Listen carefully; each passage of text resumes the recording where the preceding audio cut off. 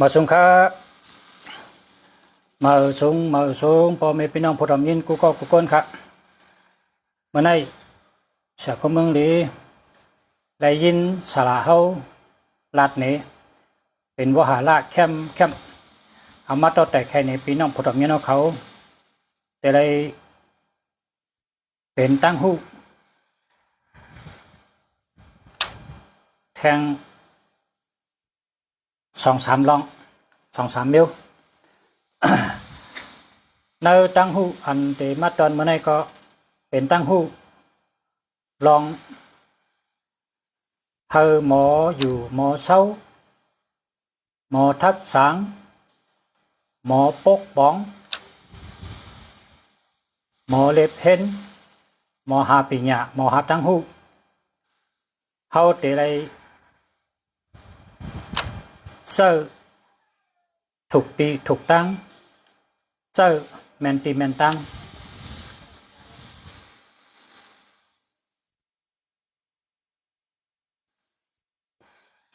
เซอการเฮอแมนจอมนำกัดคนพอเขาเจอถูกแมนก็ไล่พรดีน้ำก็คนเฮาหนึ่งก็มันติลักแหลมแลดเซลแล้วก็จางแหละนำกัดมันเนี่ยมันเด็ดกว่า1ก้อน1ไผ่1ตั้งมันก็เป็นก้นหัดฐานแลดเซลพุดขาดมีปิญญาเต็มโตมันก็เป็นก้นพอเปิ้นใจก็เฮ็ดพอเปิ้นใจก็เฮ็ดมันก็เป็นก้นนั้นไล่สันมือลูกแล้วก็สูงกว่าเฮ็ดตั้งแต่เฮ็ดมันก็ซ้ำเฮ็ดกูเมียวโหลได้กินข้าวพอได้กินข้าวอิ่มแล้วเฮ็ดกูเมียวมีอยู่3 มิลใน3 มิลนี่พอเปิ้นเจ้าหนังเป็นผู้อ่อนโหเป็นผู้นำเป็นโปเล่งเปิ้นเป็นแม่เล่งเปิ้นเป็นโหนามุกโหนาหมู่โหนาคอมพานี บริษัทอำนั้นก็เป็นกอโหนากอโหนาที่เป็นโหนาเป็นผู้นำกูเจอกูไปกูเช่นกูลองกูต่างๆนี่เจ้าตื้อไรความ3 ข้อนี่ก็ได้ไรพรดีน้ำพอเจอตื้อแมนจอมใน3 ข้อนี่ก็สิ่งเข้ายำหลายๆพรดีตอบแทน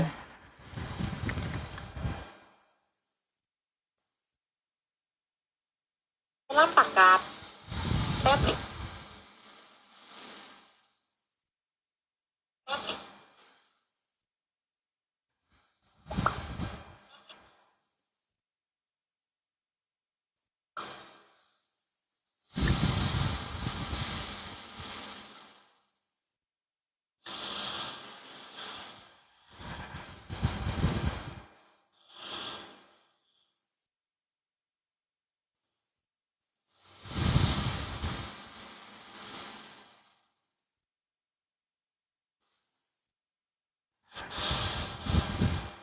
อันนี้เสียงนี่มี5 เสียง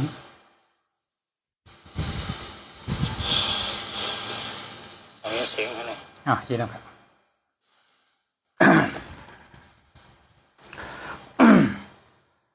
ข้อที่ 1พอเฮาสร้างก้นนะใน3 มิลนี่ พอเขาจางก้นเนื้อ3 นิ้วเนี่ย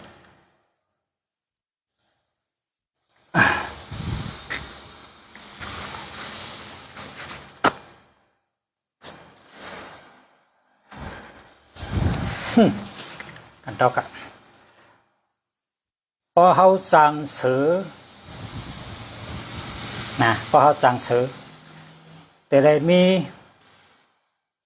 พื้นที่ตีเสือนั่นเตอยู่เตนอนเตลือเหอะปันมันพอเขาจางเสือแต่ได้มีพื้นที่พื้นตีมันเตอยู่เตนั่งเตนอนเตลือเหอะแต่ได้ใบปันมันก็วางเป็นเสือพอเขาจางเสือนี่เขาอำโหลดเจ้าเขาอำโหลดเต็กเต็งเขาอำโหลดเลยเจ้าสังก็แปลว่าสภาวะเสือนี่เขาเป็นอันเปโตมีทั้งหัตถานเต็มทนมีหูแลดตาแลดมีเลือดแลดมีมือเน็บอันมีกล้องและพอเขาจางเสือในเด็กหาเนื้อเอาเนื้อเลยไหลเนื้อมาปั่นเขากินแทงมันก็ห่มไหลเลี้ยงสังมันก็หากินเลี้ยงตองมันแหละพอมันก็หาเนื้อมันก็กินอิ่มมันก็เลยกินอิ่มอันมันกินเชิงมันก็ครบเพกาเพลักมาปั่นเขาเลยกินแทงพอเขาจางเสือในมีตั้งหัตถานมีตั้งแลดเซลมีสติหูหลีตาแลดแห้งมือใหญ่ตั้งหัตถานพละกำลังเต็มทนเห็นแห้งตัวแห้งเจอตั้งไว้ตั้งแห้งเต็มทนพอเขาใจคนพอเล่งเสือเนี่ยพอเขาใจคนเหมือนเมียวว่าเสือมันเขาหลุดเลยมีตีมันอยู่พอเป็นกำคนเขาก็ว่าเฮ็ดปันเฮิรนมันตีมันมีเฮิรนอยู่ตีลือตีเศร้านะเขาหลุดปันมันเต็มทนไงคำหลุดเลยลัดสังคำหลุดเลยเจ้าสังมันก็ตีเหตุการณ์หาเล่งเขาแทงก่อนในบนห้องว่าข้อที่1พอเขาเล่งซื้อเขาอำหลุดเต็กเต็งอำหลุดเจ้ามันตีหันเลยมาเล่งเขาแทงก่อนคนอันลักแหลมแดดเชลหัดหันหมอปกป้องการงานกูไปแข็งนั้นบนห้องว่าซื้อเมื่อปานคนเอาคำในมีซึกเสือในว่าเป็นห้องซึกเสือโปรแกรมไทยเป็นห้องทหารเสือนะทหารในบอกว่าซึกเพราะว่าก็ขึ้นชื่อว่าเสือนั้นมันบอกว่าจันมันในสูงไหนเป็นจอมซึกหลวงขึ้นชื่อว่าเสือเนี่ยเสือเนี่ยมันเปโตแลดเซลหัตถานไว้มีอำนาจมีแห้งตัวแห้งเจอแห้งตีนแห้งมือแห้งสะพัดแห้งเตรียมทน นั่นแหละจังหวะคนว่าพอจางเสือก็หลุดมิดตีมันอยู่ตีมันดื้อตีมันนอนทั้งมันก็พอเขาจางเสือมาอยู่จำเขาเนี่ยมันก็ติหาเนื้อมาเล็งเขาแทงในข้อที่ 1 ข้อที่ 2พอเขาจางควายมาอยู่จำเขาพอเขาจางควายในมาอยู่จำเขาเนี่ยควายในเด็กเขาติเลยปันกินเยอะอิ่มปันกินตั้งกินอิ่มเต้งมันดีเพราะมันได้กินอิ่มกินเต็มเนี่ยควายเนี่ยมันมีลอง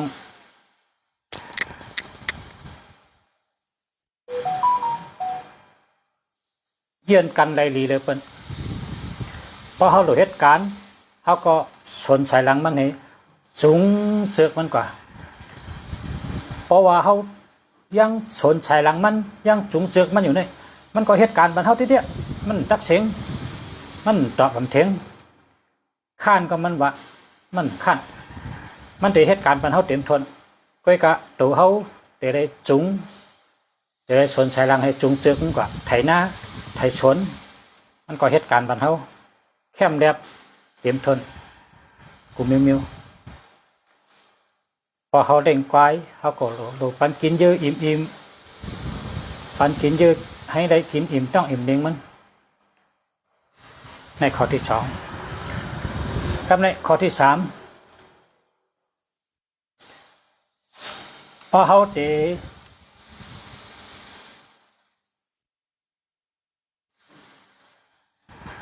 เล่งหมาพอเขาเดเล่งหมาเนี่ยเขาโดดเล่งเขามันอิ่มพอเขาเล่งเขามันอิ่มแล้ว เขาสำรวจเรียนเฮ็ดก็มันลูกมันเรียนมัน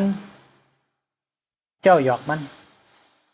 เฮ็ดให้เขาดังมันเนี่ยจำเจอกันไว้เจอกัน พอเขาจำเจอมันไว้เจอมันไว้เจอเขามันจำเจอเขามันก็เลนาเขาเลศพเขาพอเขากัดอะไรมามันก็ไหวหางมันกริกเย้าก็อักขิงเขานอนรับมันก็นอนมันพยายามพอหันหลักไล่มันก็เห่า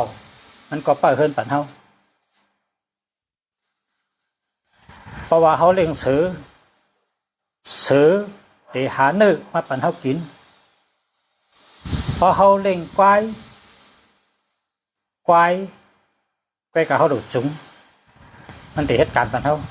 เดี๋ยวก็มันมีตั้งเยี่ยนกันได้หรือพอเขาเลี้ยงหมาเนี่ยเลนาเฮาเลศพเฮาเห่าเปิดเฮินเปิดยาปั่นเฮาอันนี้เฮาพูดที่ปองมันว่าเฮาเตะเล่งเมียวเหลอมาอยู่จำเฮาก็กะเฮาหลูพูดที่ปองมันพอเฮาอ่ำหมอต้อยพอเฮาทัดสางเลยพอเฮาหมอแจกเผปะไหนมันก็เจ้าสือก็เป็นหมาเจ้าเฮิงเห่ามันเห่าเจ้าเฮิงพยายามมันไปเจ้าเฮิงเลชอบเลนามันเลกระบวงเป็นสือมันก็เจ้าหมาก็เป็นสือเป็นได้หมามันจังเห่าเลนาเหเลโหเลนาเลโตเหเห่าเหไว้หางกริกเหเฮามันก็หาเนื้อมาเลี้ยงเฮาเนี่ยมันเป็นไรก็เพราะว่าหมาเนี่ยปล่อยกินเจ้ามันไปในข้อความ3ข้อเนี่ยสอนเฮาว่าเฮาเป็นก้นเฮาเป็นพอเลี้ยงเปิ้นเฮาเป็นไม่เลี้ยงเปิ้นเฮาเป็นโหนาเปิ้นเป็นผู้นำเปิ้นเนี่ยเฮาหลูฮู้จักก้นดีหลีฮู้จักอาจ้างก้นก็หนึ่งแหละก็หนึ่งก็แปลว่าไล่เห็นมาเหมือนกันไล่จับยามมาเหมือนกันไล่ขึ้นใหญ่มาไล่ก็ใหญ่มาเนี่ยไล่ตั้งแต่เป็นโลอันต่อถึงก็ใหญ่มาเนี่ยมันเหมือนกันอันหิมหอมอันได้อยู่ให้ใหญ่มาอยู่จำปอจำเมอยู่จำเต้ก็อยู่จำฉลาดมาอยู่จำเมียวหือก็ใหญ่มาในเกจังนั้นก็แปลว่าใหญ่มาในเกเหมือนกันตั้งนำกัดคนเฮาและตั้งยามคนเฮาตั้งเฮ็ดสร้างคนเฮาอาจ้างคนเฮามันก็ตื้นเหมือนกันเหมือนกันแหละก็เพราะฉะนั้นแหละลูกดีถูกดีหมอฮู้ลองเปิ้นหลีแล้วก็ฮู้จักตัวเปิ้นหลีฮู้จักอาจ้างตั้งยามเปิ้นหลีฮู้จักนำกัดเปิ้นหลีเมื่อฮู้จักเปิ้นใดนำกะหือดีกันนั่นเจ้าก็ขึ้นฮู้ตัวเก่าฮู้ตั้งเฮ็ดเจ้าเก่า ผู้ตั้งรัฐเจ้าเก่าผู้นำใจเจ้าเก่าผู้อาแก้งเจ้าเก่าผู้ว่าเจ้าเก่าเป็นก้นจังหือในเฮาฮู้จักดีหลีผู้ลองเฮาแล้วก็ผู้ลองเขาผู้ลองเปิ้นดีหลีแล้วก็ผู้ลองเฮาดีหลีเฮาหมอฮู้จักลองเปิ้นลองเฮาดีหลีจ่องก้อยเป็นคนอันเฮ็ดสังเตไรอ่ำมีตีพิษเปิงน้ำที่หนึ่งเนี่ยหรือไรหูจัก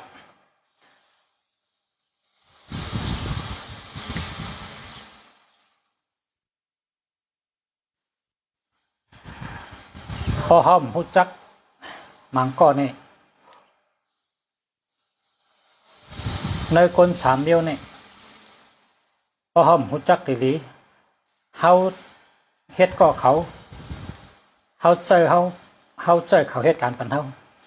มันพรดีมันเต็มไรน้ำก็แปลว่าเจออำแมนตีเจออำแมนตั้งเจออำแมนลองเจอกว่าคนนั้นเฮาเจอนั้นพอห้อมคู่ดีๆมังก็ข่มยามลองจังนั้นมังก็เขาก็เลยเห็นมาลองจังนั้นมังก็เขาก็ป่องเจอลองจังนั้นนาการนั้นเฮาติเจอนั้นหรือไรเป็นคนนั้นผู้จังนั้นลงแรงลงแหลนลองจังนั้นผู้ป่องจังนั้นก่อนแต่เหตุการณ์ชังก็เฮาฮู้ลองนั่นแรงๆจังแรงๆเมื่อเฮาเหตุการณ์ลองใดก็เหตุการณ์ไปใดก็เฮาตั้งโตตั้งเจอเล็บเห็นฮู้เฮาฮู้จังแรงเย้าจังก็เฮ็ดมันติเชิงข้าวยามมันกว่าหลายๆข้าวยามมีกะขันปานก้นก็มีอาชะพอเฮาหมอมีสติมีสมาธิมีสติปัญญาตัวเฮาเนี่ยเฮาแต่เป็นคนนั้นฮู้จักเปิ้นไรหลีพอตัวเฮาเนี่ยมีสมาธิพอมีสติปัญญาอย่าไปว่าติกะฮู้ลองเปิ้นตัวเจ้าก็ย่ำฮู้จักขึ้นก็จังมีก็เพราะฉะนั้นแหละที่หนึ่งลำลองเลยเปิ้นได้แล้วฮู้จักตัวเจ้าเก่าดีๆตั้งยามเจ้าเก่าตั้งเฮ็ดเจ้าเก่านำกัดเจ้าเก่าปิญญาเจ้าเก่าลองเยื่นกันสูงกะหือลองวางแผนแคมกะหือลองปกป้องนำกัดตัวเก่านี่คัดใจมองกะหือเห็นหู้ใดกะหือในแหละเป็นตัดตัวเฮาไปฮัลโหลเฮ็ดเห็นหู้หักตัวเฮานี่ไล่ตั้งหู้อันเฮาเฮ็ดช่างนั่นน่ะนาการนั้นเฮาเฮ็ดนาการเจ้าเก่านั่นน่ะเฮารู้เห็นหู้ว่าเจ้าเก่าเฮ็ดการช่างเฮาเจ้าเก่าเห็นหู้เฮาป่องแจงแรงเจอนาการเจ้าเก่าปุนค้อนเจ้าเก่านาตีเจ้าเก่านะอ่านข้อกล้ามันว่าปกป้องตัวเก่าอันนั้นเราได้ป่องใจตีป่องมันเราได้แรงใจตีป่องมันเพราะฉะนั้นแหละข้าเอาสลาข้าเอาข้อกำสลามา3ข้อข้ามาดัดมาในข้อที่1เล่งเสือแต่ได้มีตีเสืออยู่แลตีหรือเฮอมันตีหาเนื้อว่าปันเฮากินข้อที่2เล่งควายในหรือปันกินอิ่มเอาเยอะปันมันกินอิ่มถ้าก็พอเหตุการณ์ก็หลุดจุงเจือกมันหลุดชนชายหลังมันจุงเจือกมันเฮแลใจมันไถชนไถหน้าเหตุการณ์ปันเท่าไรดีคำว่ากวายนี่มีตั้งเยื่นกันได้หลีตั้งเยื่นกันแคบเร่งหมาได้มันไถหน้าหมาได้มันหาเนื้อหมาได้ครับเฮาหลูปันกินข้าวอิ่มแล้วก็แต่ได้รูปโหรูปตัวมันเรียนมันเฮ็ดก็มันตัวได้จำใจมัน มันจำเตะตอกเตียนเฮามันเปิดเห่าเปิดเฮินเปิดยามบันเฮาแล้วก็เลหน้าเลโหเลตูเลชบบันเฮาพอเล่งควายได้มันหมอเห่ามันเปิดเฮินมันหมอหันเนอะไปกับเฮาหลุดเลี้ยงปันยืงอิ่มปันกินอิ่มพอเฮาหลุดเจอการก็เฮาก็สนชายล้างให้รักเจอของก็พอเฮาตั้งจุงเสือของได้มันติดไทยชนไทยหน้าปันเฮามันเถียงมันตอกเถียงมันมีเจอเยี่ยนกันได้แคมเตะเลี้ยงเสือตัวเลยมีตีมันอยู่ดัดแล้วอำดูใจอำดูเต็กเต็งมันได้ขาเนื้อมาปันเฮากินเล่งควายดูปันกินเยอะอิ่มเล่งหมาดูเลยปันกินข้าวอิ่มแล้วก็ใกล้ลูกใกล้เรียนเฮ็ดก็มันให้จำใจกันไว้ข้อคำ3ข้อกับพ่อแม่พี่น้องเขามาสูงค้าย้อนช่วยพ่อแม่พี่น้องผู้ทำเงินกูก็กูเจ้าย้อนให้ขึ้นใหญ่มาสูงย้อนให้อยู่ดีมีเงินห่างดีกึกปืนกูก็กูคนใส่กำกะมาสูงค้า